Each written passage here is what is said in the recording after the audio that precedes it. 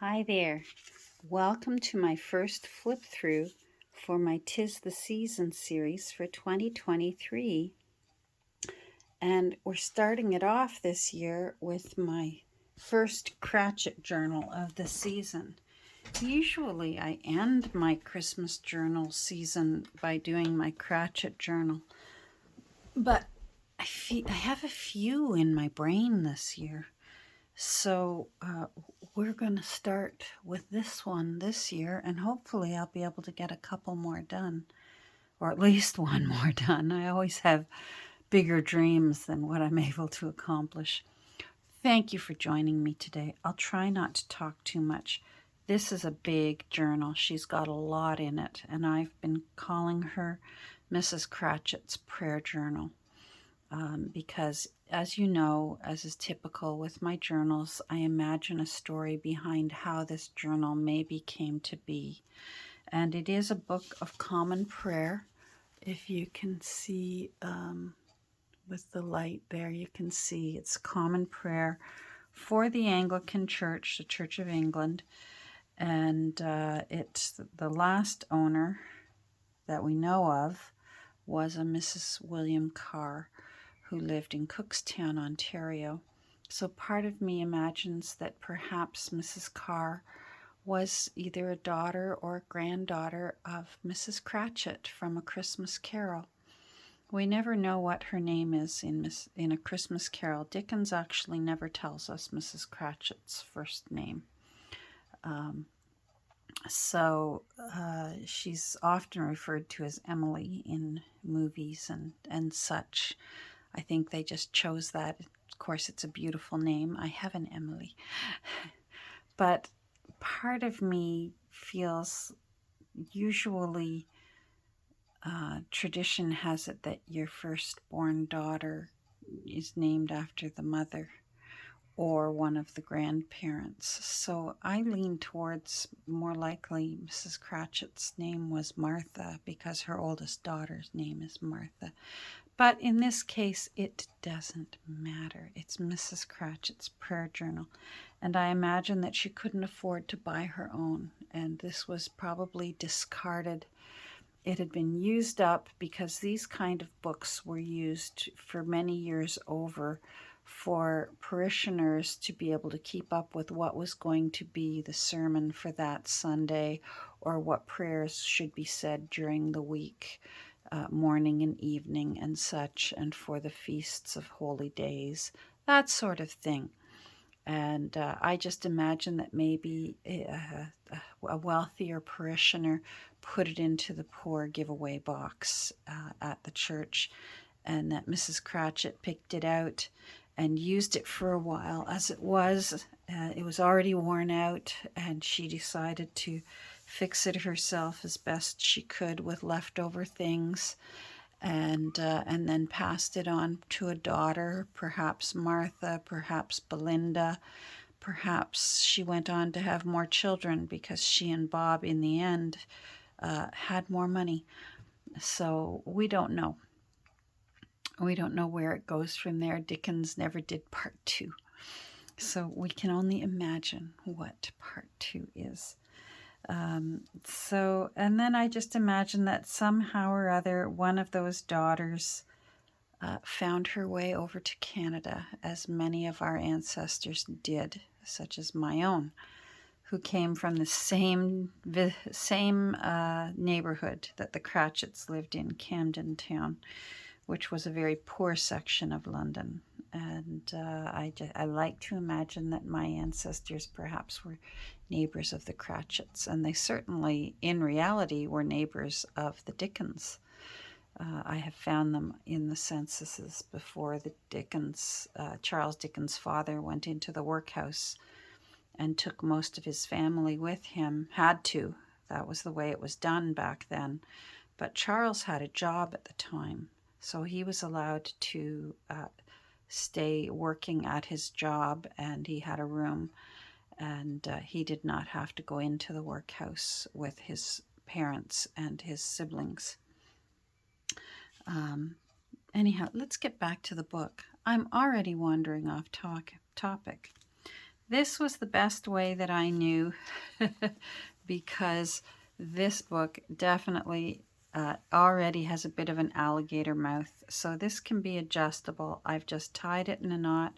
I've just used fabric. I've tried to imagine what they might have had if they weren't all that wealthy. And although it sounds like Bob and his wife eventually became quite comfortable, you don't know what was in store for the daughters and sons and what might have happened down the road. So I just imagine that it was still, either money was tight or else it was just so old and worn out from years and years of love and years of several owners using it. So let's get this part out of the way. Along with Mrs. Cratchit's prayer journal, I'll be sending along quite a few extra pages out of the original text block, which I could only get an approximate year, and it's in the 1880s that this book was published. And so we only have an approximate time, era that it was published, but that still makes it very old, over 140 years old. So this is an old book. The spine was abysmal. The book was falling apart. So anyone who's worried that I took apart a book, please fear not. I think I have improved upon her. And I think I have respectfully changed her into a really beautiful journal that maybe someone can keep their Christmas memories in it, or maybe Christmas recipes or family stories. Who knows? So this will be going along with it so that the new owner can maybe make tags or have some fun doing your own crafty things with these extra pages. So these will be going along with the book. Let's do a quick measurement here. So it is not quite 6 inches by not quite 9 inches. I'd say 8 3/4. And then this is holding it closed tight. I would say it's easily 1.5 inches when I take this off. But because I've got this, it's just a band of fabric around it, and it's not Christmassy colors. You might be thinking, Catherine, where's all the red and green? Well, Victorians didn't necessarily count on red and green to be their Christmas colors. So I tried to stay true to that. Yes, you're going to see some red and green in here, and gold and sparkly things, but you're also going to see roses rather than poinsettias and such. So I just tried to stay, give a little hint to the Victorian era, which is when the original Christmas Carol came out. So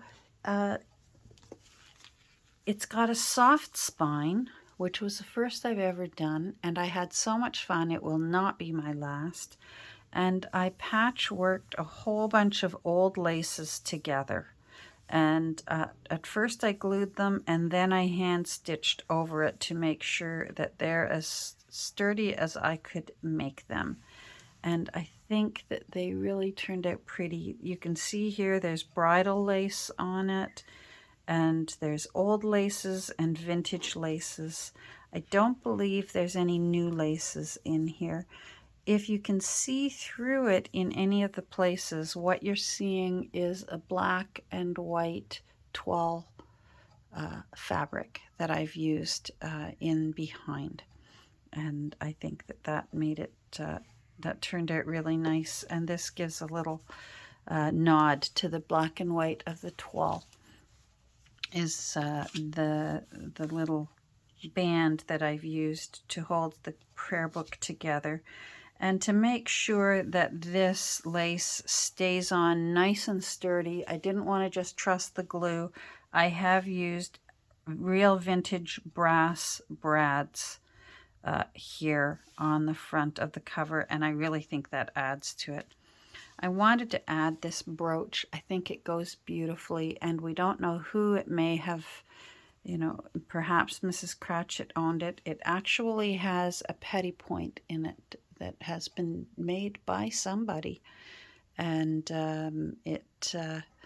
it's a brooch. It also has a loop so it can be worn as a necklace. So actually, if the new owner just likes it and wants to wear it, you'll be able to, because it's simply pinned in place.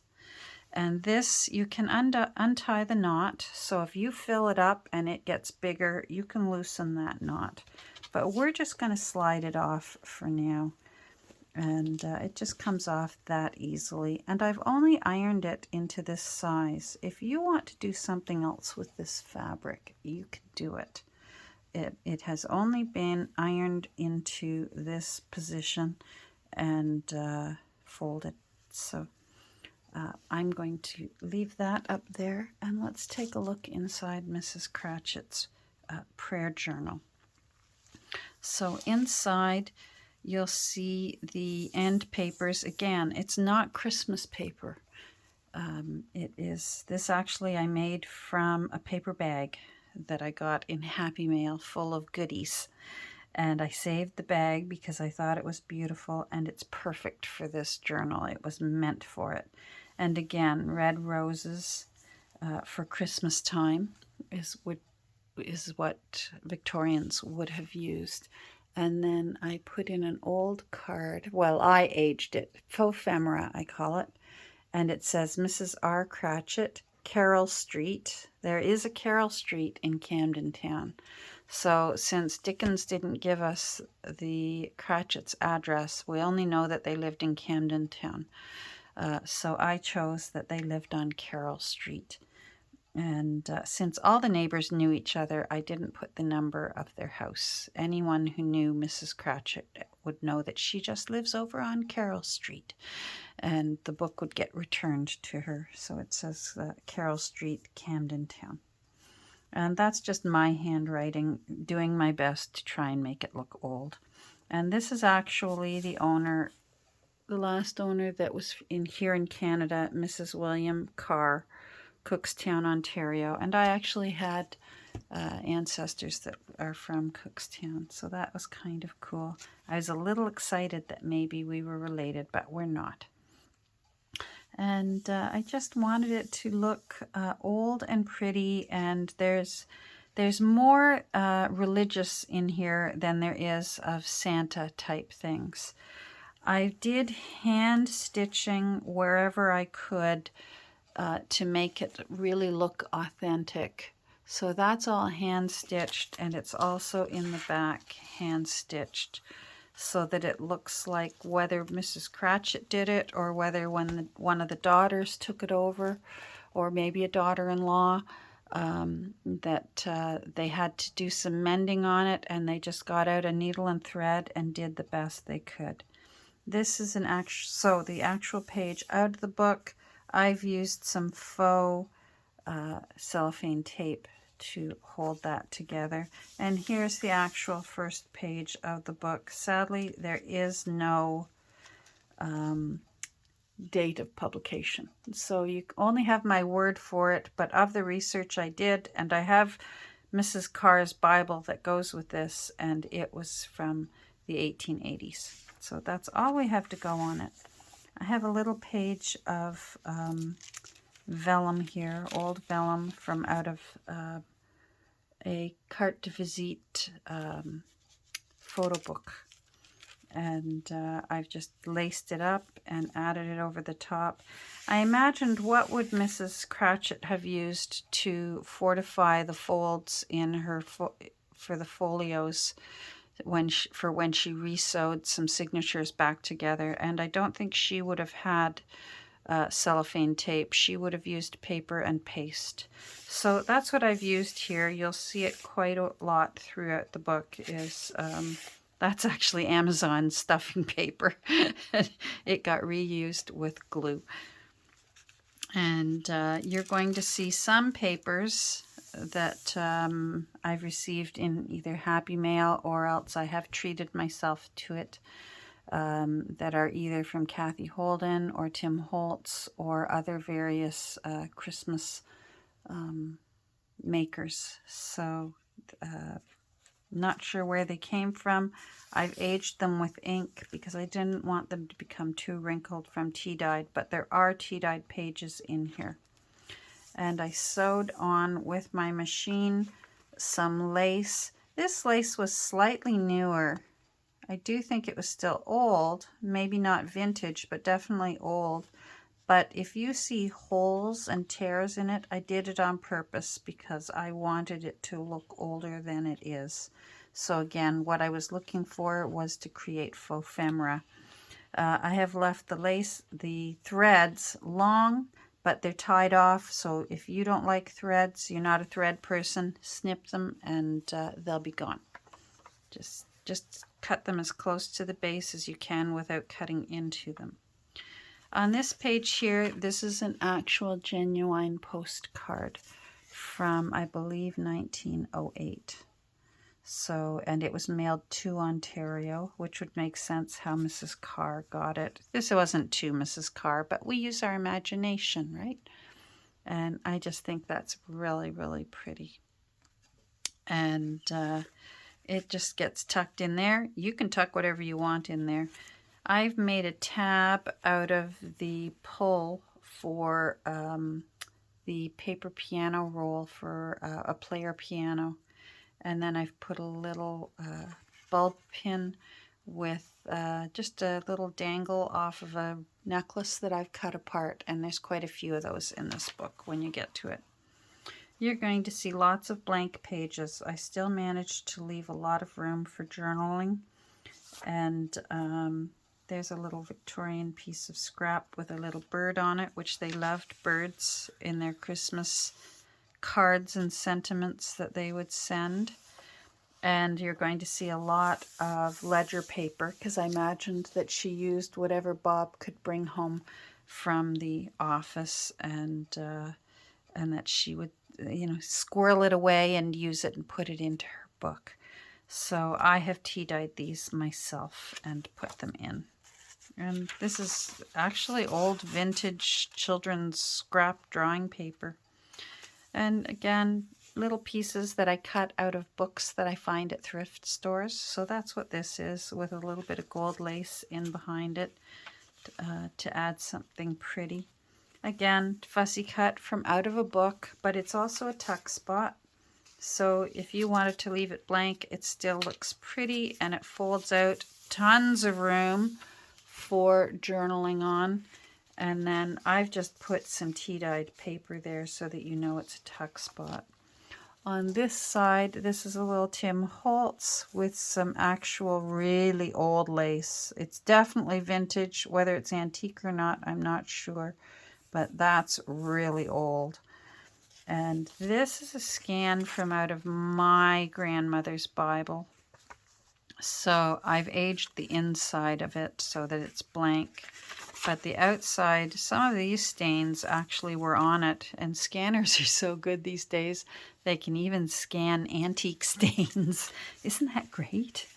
So I just love, again, how it's little robins that they use to celebrate Christmas. There's the holly. They used holly and that sort of thing. On this side, what I've done throughout this book is imagined that perhaps Mrs. Cratchit wrote down her favorite scriptures that reminded her of Christmas, taken from Old and New Testament. So obviously the Old Testament would have been when they were foretelling the coming of the Messiah. And then, of course, the New Testament would be from what we know of Christ's arrival. And then there's a little card in here. I believe this is Tim Holtz, and I've aged the back so that it matches the book, and I've tucked that in there. And the other side of the, this is antique glassine. Page out of the original book. This little tuck spot, I believe that's from actually a big sheet of scrapbook paper, but it had a whole bunch of cards on it, so I cut one out. That was a gift from someone. This is antique tatting. It was a collar for a dress. And here is an actual, this is a real postcard. It's not a faux postcard. Although it never got used, it's the real deal, and it's for Happy New Year's. So I liked that because they all get celebrated as well. And I sewed this on by hand. So you might look at that and think, well, that looks like a mess. She didn't get her sewing machine out. No, I didn't. I did it on purpose. I wanted it to look like maybe she was sitting by the fire, wanted this tuck spot, and got out a needle and thread and sewed that tuck spot in place. Here's a page out of a little Bible that I have from 1922, and it's Matthew's version of Christ's arrival and all the different things that happened. Another page out of the original text block. And here's another scripture. This is from 2 Corinthians 9:15. And then I've made a little journaling card out of a picture that I cut out of a book. And I just tucked that there. You can put whatever you like in there and take that out if you want. And again, a little, Victorians just loved these, what they called little pieces of scrap that they would put sparkly things on and hang them on their trees when Victoria and Albert started the tradition of Christmas trees, and everyone jumped on board with that. So here's a little ticket with a Tim Holtz stocking hanging on it. That can be lifted and moved anywhere in the book, but it's also a tuck spot. And I've just put some more tea-dyed paper for journaling on in there so that you know it's a tuck spot. And this is actually a tea-dyed piece out of one of my old bullet journals. On this piece of tea-dyed paper, this is from Nancy at Wishes and Weeds, the queen of lace tea dyeing, I say, and I stand by it. And here's a page out of a really old book. I'll have to find the year for it and write it down for you. And I just made a tuck spot out of it. And this is from a vintage photo album that I glued that onto. This page is actually out of the text block, and it's Psalms for certain days, the proper Psalms for certain days, and it mentioned Christmas Day on it, Psalm 19 and Psalm 45 and Psalm 85. So I put that there, with another little fussy cut that I've glued on, and I made good use of gold ink and using my makeup brushes and stencils, and I did some artistic license because if other people started taking over the book after Mrs. Cratchit was gone, maybe she wanted to put in some poinsettias. Maybe by then poinsettias were able to be force bloomed and they had become in fashion for Christmas. You just never know. Here's another pocket that I've made out of one of Mrs. Cratchit's favorite scriptures that she wrote out, and I did some fussy cutting of some holly down here.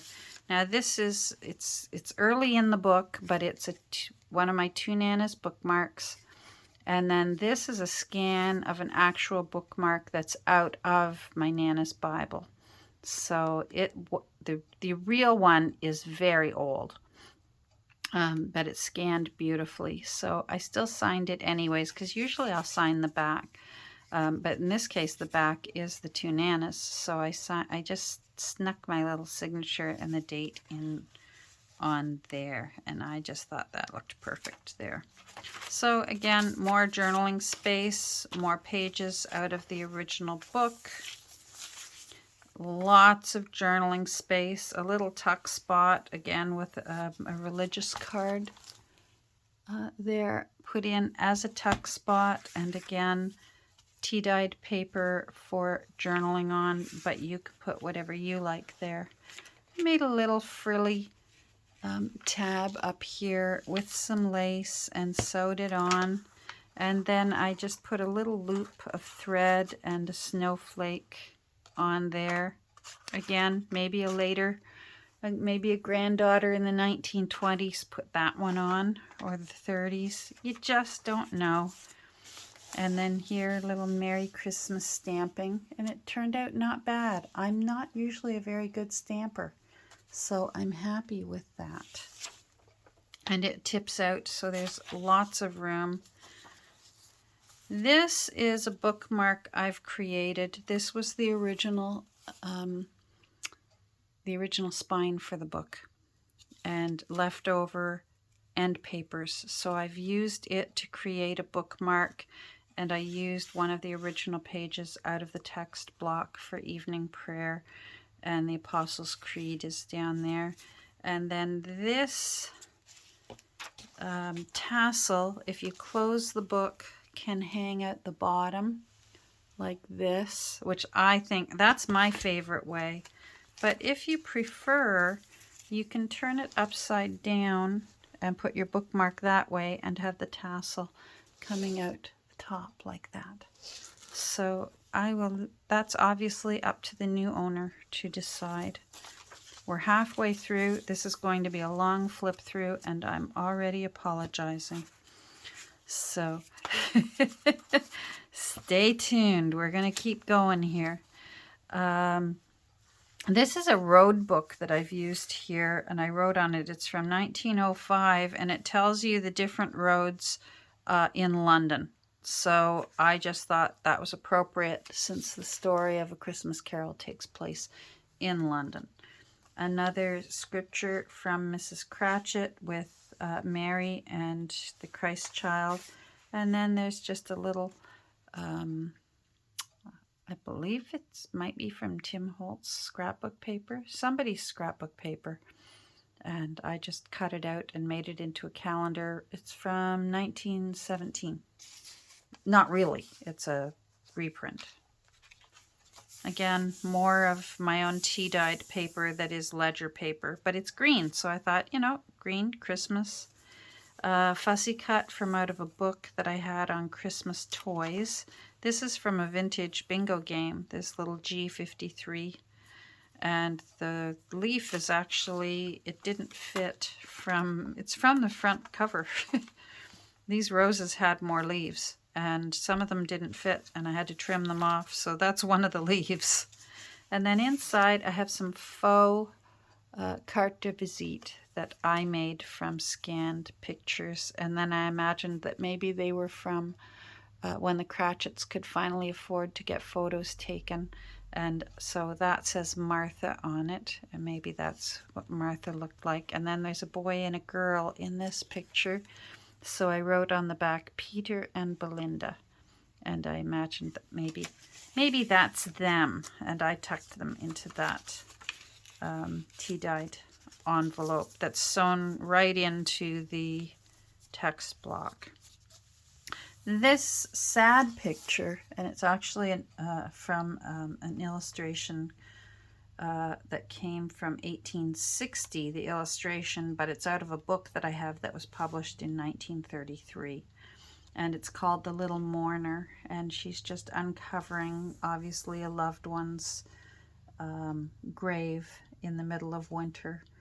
And so inside I did something that I sort of stole from my own grandmother's Bible, and I'll never know which mother was being mourned, but there was an envelope inside my grandmother's, well, great grandmother's Bible. It's old.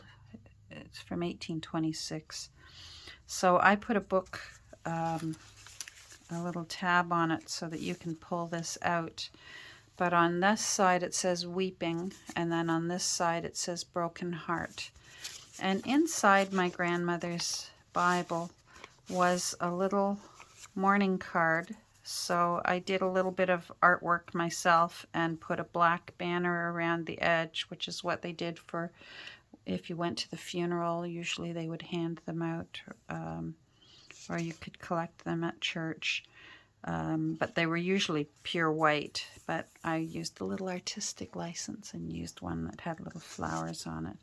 And then inside the one that I have in my family Bible, There's just an old faded piece of a ribbon. There's also a dried fern that obviously was from some of the flowers, but I can't do that in an actual journal because I can't send dried flowers if this was to be sent over the border. So I just did the piece of ribbon, piece of satin ribbon that looks faded. Maybe it was pink. And then there was a card inside that said Mother on it. But that's all it said was Mother, so I don't know which mother was being remembered. And then on this side, this was a calling card for a gentleman named Robert something or other. So I just aged it a bit and put a little Victorian fussy cut on top. And so I made that because as happy as Christmas is, all of us sooner or later have a sad Christmas where we're missing somebody. And I'm okay with that now. It's like you have to get okay with it. There's no getting out of it. And it just reminds me of the lyrics from that song from actually a Canadian singer, Burton Cummings. He's got a song called Timeless Love, and one of the lyrics in it says, he says, it feels good even missing you. And I find that to be true. When the longer you've been mourning someone who has died, even just missing them at least feels good because you still remember them. And that's what keeps them alive in your heart, is you're remembering them. So it feels good even missing you. So there we go, some more of Mrs. Cratchit using paper to hold together folios. Some fabric here that I've sewn and then glued on, and a little piece of lace there sticking out like a tab. A paper doily, another page out of the original text block. Some more pink paper with gold along the edge. And some more ledger paper. Lots of blank room for writing in. I just went nuts in this book. I enjoyed making it so much. A little bulb pin with a black bead on it that I imagine that maybe was from a piece of mourning jewelry. I don't know. My imagination, you know what it does. It goes crazy with these books. On this page, St. Stephen's Day from the original text block, I put Mary here, and I think, I can't remember, but I believe that's her cousin Elizabeth helping her while she's in labor. And then I just did some stenciling with a doily and some gold ink on that page. Another pocket, little tuck spot made from Mrs. Cratchit, writing down her favorite scriptures. This one's from John 1, 4-5, and then another journaling spot with Mary holding the Christ child and a wise man visiting. And the little Tim Holtz tag there for December 25th. Some more lace along here. Here's one of the little lockets that I have that I just love. And they only hold tiny things. And in this case, I've put a picture of a baby in there. And it's actually one of Queen Victoria's grandchildren or great-grandchildren. I'm not sure, but maybe we'll imagine that it's a Cratchit grandchild inside that little locket that I've just tied on with thread, so you can move that wherever you like, but it's on there for now. This is a genuine library card catalog, and I put some birds and a little washi tape.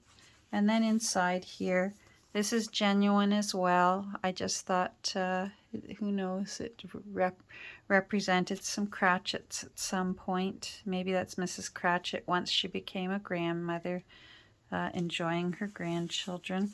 And then this was actually still in the book, so I think Mrs. Carr saved it for whatever reason.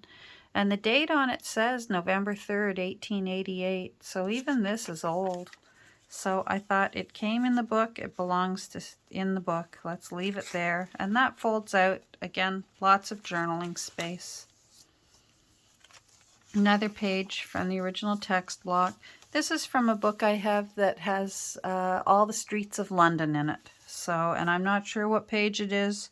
The writing is so tiny, you're going to need a magnifying glass to figure out where that is.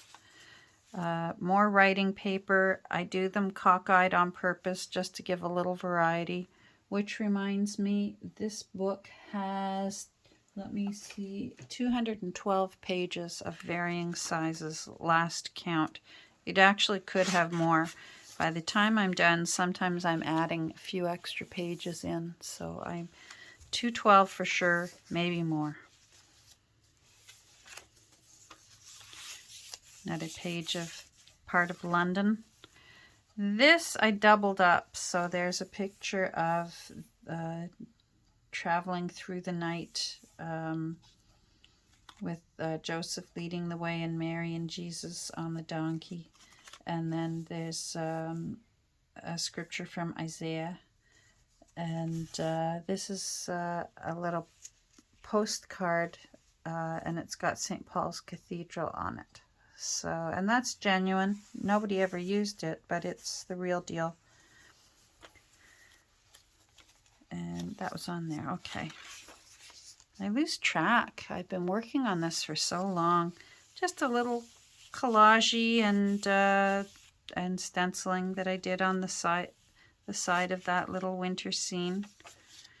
This is the top of a box from Vintage Christmas Cards, and Nancy sent it to me. There was a time where I had the intention of making a journal just on Mary, and it never came to be, but I still am enjoying all the wonderful things that Nancy sent me that have Mary on it. And I love the colors in this. Of course, I love that there's gold in it and that turquoisey blue aqua color.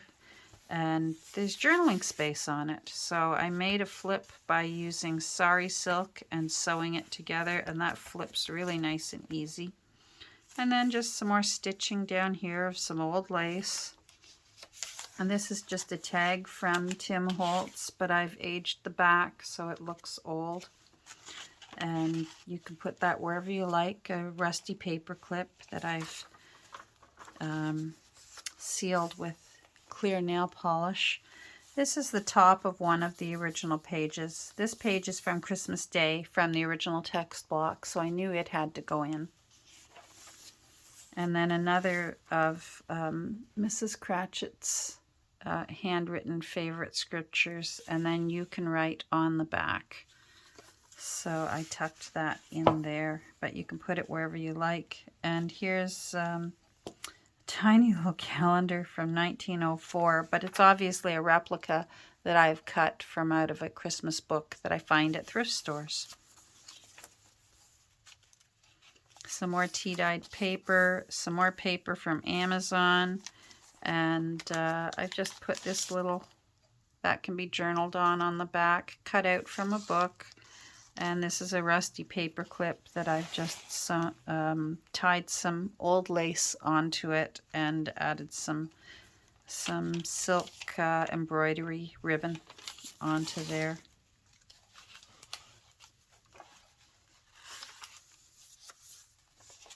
On this ruffle that I made, and I imagine that maybe that was from a favorite blouse or maybe one of the girls' little dresses, and she saved that as a memory. There's a rusty pin here holding it into place. So if you don't like where that is, you can actually simply undo that pin and it'll come right off. I didn't glue it on. So it's on there. This is from a 1930s newspaper. And so that's how I imagine that eventually whoever owned it and was in Canada was able to put this little ad in there. Maybe they were hoping Santa would bring them one of these new Coleman lanterns that have a beautiful lampshade on it. Maybe they'd get one for Christmas. And again, roses on it. This is from wrapping paper, actually, that my daughter saved for me from last year. It was so gorgeous. And I said, oh, can you save that for me? And the whole family did. When they unwrapped their presents on Christmas morning, they saved it so carefully. I couldn't believe children could be so good when they want to tear into their presents and they're opening it carefully so that their grandmother can have the paper afterwards. That's love. And then this is also out of that 1930s newspaper, and it just has an ad for purchasing ornaments for your tree. You can get the 1930 catalog if you want. And again, I pull necklaces apart and make little dangles out of them. So there's a little white rose there on that one, if you can see that. And this black paper is actually from a vintage photo album. Another pocket created from Mrs. Cratchit's favorite scriptures. This one's from Galatians 4:4-5. And I purposefully have curled it up and made it look old and worn. And then this is a scan, again, from my own grandmother's Bible. And it says Merry Christmas on it. But see what I mean? Pansies on it. It's not poinsettias the way we think of Christmas. So I really like how that gets your mind going and gets your imagination going rather than just poinsettias. This is actually from an antique carte de visite album. I found the pages out of one at a thrift store one day. And so I was able to cut them up and make use out of them. And then this is a faux ephemera, a faux carte de visite that comes out. And last year's Cratchit journal that I made, I actually used the actual picture of this gentleman here and imagined that he was Bob Cratchit. So now I imagine that maybe this is his wife, Mrs. Cratchit, and that is a carte de visite that they had, and that's maybe what they looked like. So I put them in there and tucked that into that little spot. But you can move it wherever you like. And again, just little pieces here and there. They're not meant to look perfect or beautiful. They're meant to represent that perhaps they were special to someone and they wanted to keep them. More of Mrs. Cratchit's page mending. Another faux carte de visite, and I used my own. I attempted to try and make my writing look old, so forgive me if it doesn't. And it just says Mother and Father. And then again, the back, I just stamped on it to... This is a little bit thinner than an actual carte de visite was, but I was trying to think about the bulk in this book because it was getting bigger and bigger with everything I was putting in it. And a little bit of tartan there and some old lace. This was off a tablecloth. It was white and I coffee dyed it. So I love when lace is hanging out the bottom because then you can still put it on a bookshelf. And it won't harm anything by sticking out the bottom because it's bendable. And all this writing space for you. I didn't use it all up. This is one of my favorite Christmas carols, Angels from the Realms of Glory. It is just such a, it's almost like a march, a triumphant march, Angels from the Realms of Glory. I'm not going to attempt to sing it right now.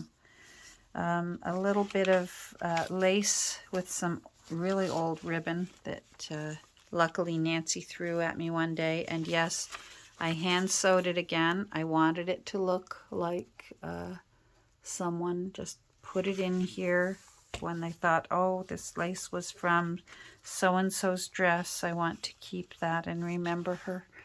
And so they just got out their needle and thread and sewed it in because maybe they didn't have any paste at the time or that was just the best way to do it.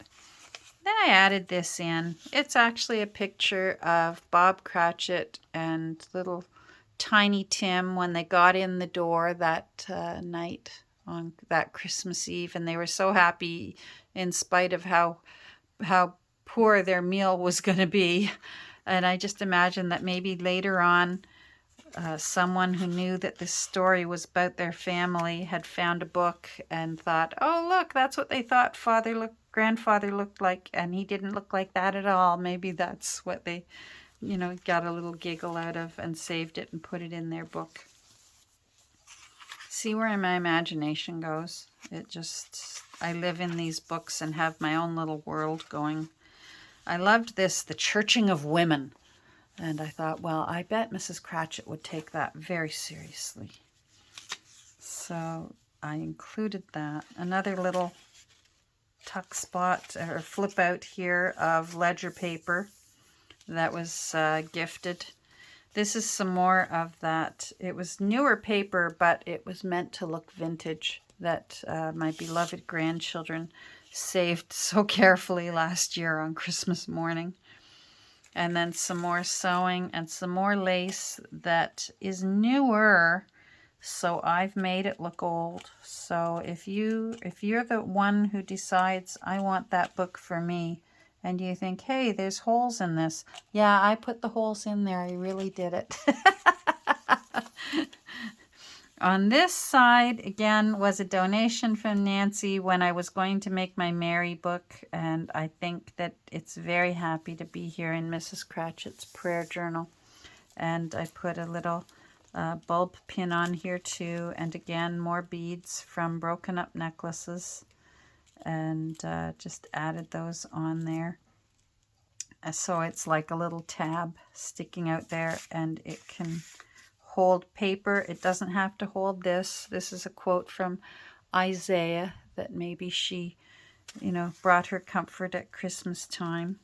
So over here is a little lace pocket. You can put whatever you like in it, but for the time being, I have put in what I used all this year to open my videos as I worked through Mrs. Cratchit's journal.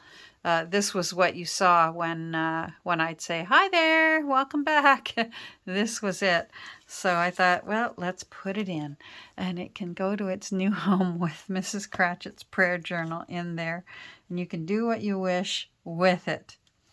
And then on the back here is my usual little book plate, and then my signature CABC, and it says 2023 on there. And because it's a soft spine, it really does allow for lots and lots of room. You can see how you can still fit more things in here. I wasn't too greedy, but I did have to go a little bit nuts. I'm sorry, but I just couldn't resist. This book stole my heart, and I just can't wait to find out who's going to take over this book. There's that beautiful little tassel on there. Who's going to take over this book and just have a wonderful time making it their own, maybe writing their own Christmas memories, maybe writing their own family traditions or Christmas recipes, or a little bit of everything, or maybe the family members they miss, who knows, or just a little bit of everything. So I hope you enjoyed this flip through of what I imagined Mrs. Cratchit's prayer journal might have looked like. And this journal will be in my Etsy shop.